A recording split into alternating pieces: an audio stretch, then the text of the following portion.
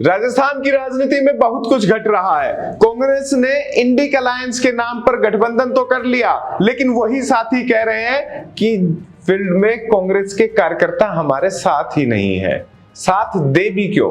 क्योंकि उन्हें लग रहा है राजनीतिक वर्चस्व चुनौतीपूर्ण है। हनुमान बेनीवाल के आंसू तो नहीं आए, लेकिन उन्होंने साफ कह दिया कि कांग्रेस के कार्यकर्ता ही एक तरीके से राजनीतिक कब्र खोद रहे हैं। हालांकि ये वाक्य हनुमान बेनीवाल ने नहीं कहे, लेकिन मायने वही निकल रहे हैं, क्योंकि हनुमान बेनीवाल की साख भी इस चुनाव पर दाव है। खीवसर में बड़ी मुश्किल से जीते थे, अब लोकसभा चुनाव नागौर उनके लिए प्रतिष्ठा का प्रश्न है। शेखावाटी में, सीकर में लेफ्ट को सीट तो दी गई, लेकिन कांग्रेस के कार्यकर्ता ही लेफ्ट कर रहे हैं। बड़े नेता तो सभाओं में आते हैं तो कार्यकर्ता दिखते हैं, बाकी अकेले अमराराम घूम रहे हैं। बांसवाड़ा में भी कमोबेश यही हाल है। अब हालात ऐसे हो गए हैं कि जो साथी हैं वो कह रहे हैं कि कांग्रेस राजस्थान में थी, सीटें हमें दी, मदद के लिए आओ, बीजेपी से मुकाबला कैसे करेंगे। आप देख रहे हैं राजस्थान की बात अंकित तिवारी के साथ।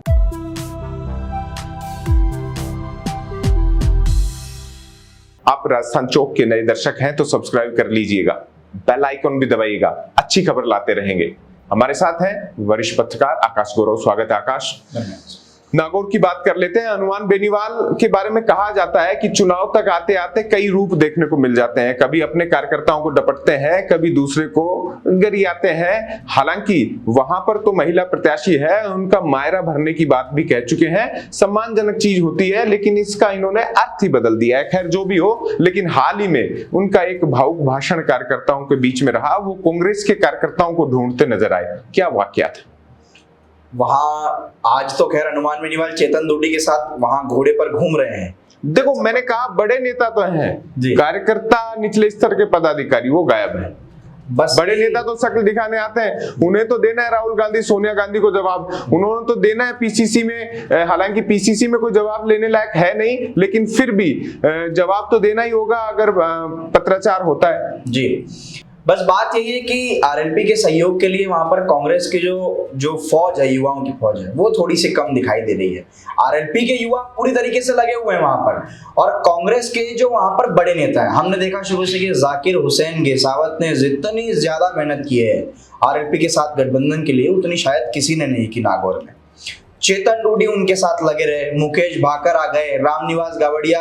आकाश जी आ तो गए, लेकिन पीड़ा क्यों है? दर्द तो तभी होता है जब दवा ना मिली हो। दिख तो रहे हैं, लेकिन जमीनी स्तर पर जब नजर टटोलते हैं कि वोट देंगे क्या, तो पता लगता है वो तो भाजपा ही निकले। बस यही बात है।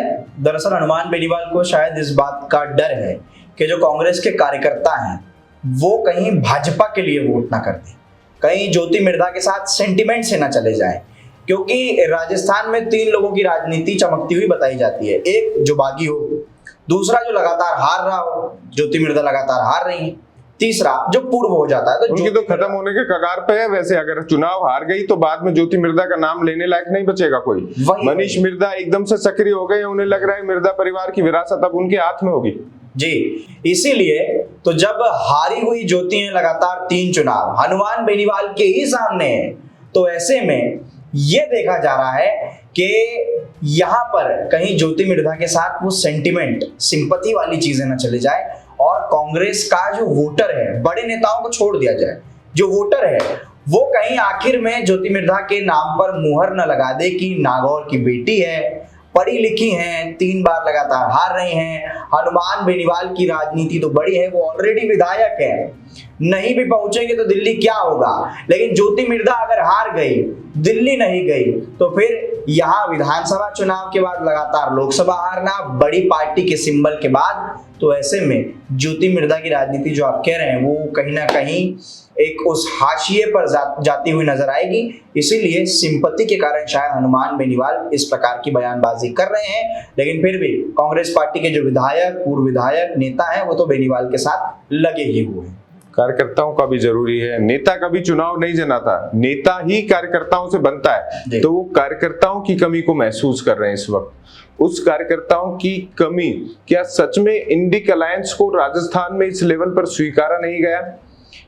मैं किसी भी सीट की बात करूं तो वहां पर जहां पर गठबंधन है वहां कार्यकर्ताओं की कमी है। नेता तो लग रहे हैं साथ में। वैसे तो जो कांग्रेस की सीटें हैं वहां भी कमी है, प्रत्याशी अपना ही दम लगा रहे हैं। कांग्रेस के तो खाते सीज हो गए हैं, ऐसे में उनके खातों में जो सहायता राशि पहुंचती थी वो भी नहीं पहुंची है। बिल्कुल, ऐसे में जो ये कार्यकर्ताओं वाली बात है, चाहे सीकर हो, बांसवाड़ा हो, चाहे नागौर हो, कार्यकर्ता लगकर नहीं आ रहे हैं। सीकर में तो नेताओं को भी बाद में बुलाना पड़ता है कि अमराराम प्रचार के लिए आपके विधानसभा में आए, आइए आप यहाँ बैठिए। कल पायलट ने भी देखिए मंच से कहा, वीरेंद्र सिंह के ओर इशारा करते हुए अमराराम को कहा, आप दिल्ली जाइए, दातारामगढ़ छोड़िए, आप सीकर की राजनीति में आइए। तो ये एक तरीके से इशारा है अपनी पार्टी के नेता को सेव करने का, जो उन्होंने वहां पर सीकर में सचिन पायलट ने अमराराम की ओर इशारा करते हुए वीरेंद्र सिंह के लिए, नारायण सिंह के लिए ये बात। वीरेंद्र सिंह लग नहीं रहे थे चुनाव प्रचार में, अमराराम को उतना सपोर्ट नहीं कर रहे थे, उनके मन में दर्द था, इसलिए सचिन पायलट को कहना पड़ा। और सचिन पायलट ने जिस अंदाज में कही, ये बात गंभीरता से कहनी चाहिए थी, उन्होंने हंसते हंसते कही। हालांकि सचिन पायलट कैसे भी कहे, उनकी ट्रोल आर्मी उन्हें अच्छे तरीके से लेती है, लेकिन राजनीति में जो गंभीरता इन दिनों सचिन पायलट में आई हुई है वो इस बयान में थोड़ी कम होती हुई दिखाई दी थी। जी, ऐसे में तो कार्यकर्ताओं की बात है तो वही डर हनुमान बेनीवाल को है, वही डर अमराराम को है, वही डर वहां राजकुमार रूत को है। और राजकुमार रूत के लिए तो बड़ी दिक्कत है कि वहां तो ना कांग्रेस के नेता ना कार्यकर्ता कोई साथ आने तैयार नहीं है।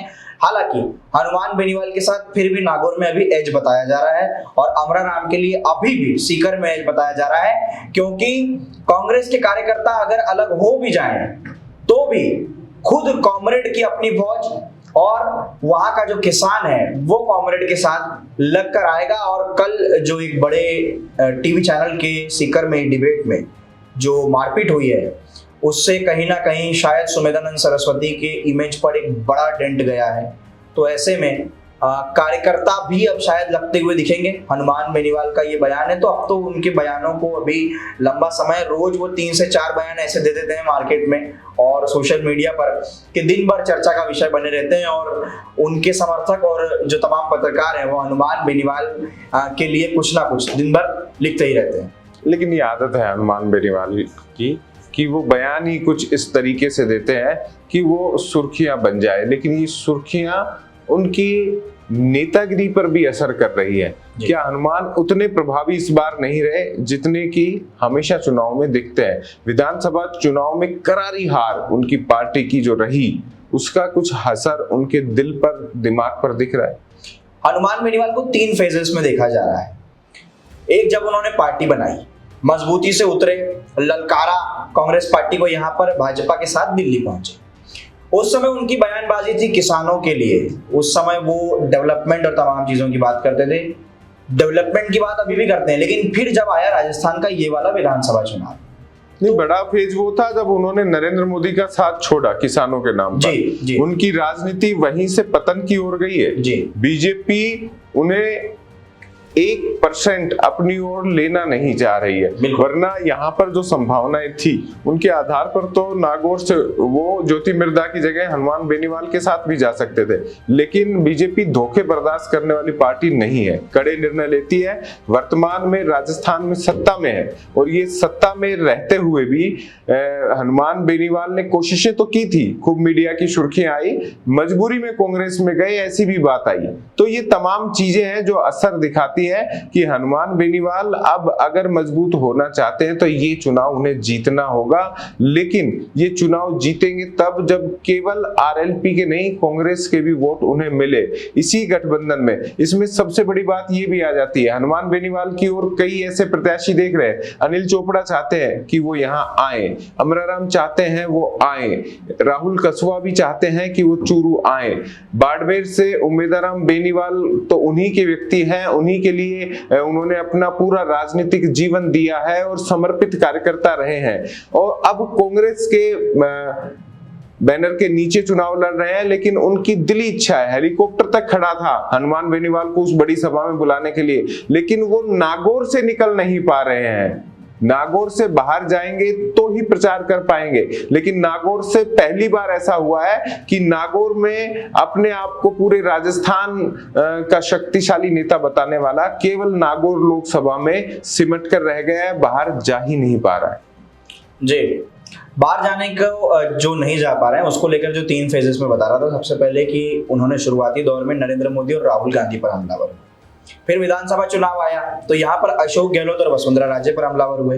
अब ये तीसरा फेज चल रहा है कि कार्यकर्ताओं पर हमलावर हो रहे हैं। तो वो जो डिग्रेडिंग वाला जो मामला है कि वो सबसे पहले केंद्र, फिर राज्य और फिर अपने विधानसभा के नेताओं को लगातार लपेट रहे हैं, ये उनके लिए कहीं दिक्कत ना बने। बात रही कि किन सीटों पर वो प्रचार करने के लिए उनकी आवश्यकता है, सभी चाहते हैं कि वो आए, लेकिन नागौर से बाहर निकलेंगे तो कहीं यहाँ वोट कम ना हो जाए, इसको लेकर कहीं ये डर तो नहीं है। क्योंकि साथ आना एक अलग चीज है, वो कोशिश भी कर रहे हैं कि यूनुस खान भी उनके साथ लग जाए।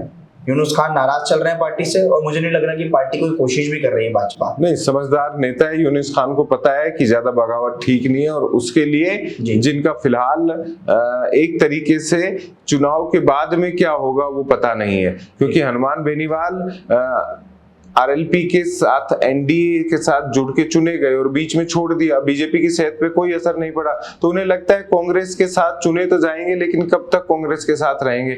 अपनी पार्टी के सिंबल पे चुनाव लड़ रहे हैं तो ज्यादा दिक्कतें भी नहीं आनी है। तो यही सारी चीजें संभवतः इस एंगल से देखी जा सकती है। जी, तो ऐसे में हनुमान बेनीवाल की वही चिंता है कि अगर वो, पहली बात तो अगर वो बाड़मेर जाते हैं तो नागौर में तो दिक्कत होगी, लेकिन बाड़मेर में कहीं इस प्रकार के कयास ना लगाए जाएं कि ये पूरा ऑलरेडी चीजें सेट थी कि उम्मीदवार हम कांग्रेस में आएंगे, आरएलपी से नहीं जीत पाएंगे, इसलिए हनुमान बेनीवाल ने खुद भेजा। हरीश चौधरी साथ आ गए तो फिर हरीश चौधरी को दिक्कत हो सकती है अगर हनुमान बेनीवाल वहां आ जाए तो। क्या दिक्कत होगी बताइए जरा। हरीश चौधरी के लिए पहले से कहा जाता है, हनुमान बेनीवाल मंच से हरीश चौधरी के लिए बयान दे चुके हैं कि हरीश मुझे फोन करके कह रहे थे कि यहाँ पर प्रत्याशी मत उतारो, मैं चुनाव हार जाऊंगा। हरीश और उनकी अदावत पुरानी बताई जाती है, नागौर में जब हरीश प्रभारी थे तब भी अदावत उनकी बताई जाती है। तो फिर उनकी एक अदावत जातिगत समीकरणों को लेकर ही बताई जाती है कि दोनों नेता अपने अपने समाज में मुखर होकर सामाजिक तौर पर भी बड़े दिखना चाहते हैं। तो ऐसे में वहां जाना एक अलग चीज है। हालांकि जयपुर ग्रामीण आने की उनकी चर्चाएं हैं और ये अनिल चोपड़ा भी इस बात को कह रहे थे कि शायद 16 तारीख के आसपास वो यहाँ जयपुर ग्रामीण में अनिल चोपड़ा के लिए प्रचार करते हुए दिख सकते हैं। अभी तो पायलट लगे हुए हैं उनके लिए। ऐसे में क्या होगा तो समय ही तय करता हुआ दिखाई देगा। हनुमान बेनीवाल अभी चेतन दुडी के साथ हैं आज डीडवाना में, और जाकिर हुसैन गेसावत के यहाँ मकराना से वो ऑलरेडी आ चुके हैं। उनका लाडनू में उनका कार्यालय का उनका उद्घाटन है, मुकेश भाकर वहां पर मौजूद रहेंगे, जल्दी वो कार्यक्रम भी होने वाला है। तो हनुमान बेनीवाल नेताओं को साधने में लगे हैं कि अगर मैं मुकेश भाकर यूथ आइकन साध लूं तो कार्यकर्ता साथ आ जाएंगे, चेतन डूडी को साथ लूं तो वो कांग्रेस से कार्यकर्ताओं को साथ लेंगे। तो वो नेताओं को साधने में लगे हुए हैं और उनके लिए वहां पर महिलाएं गीत भी गा रही हैं।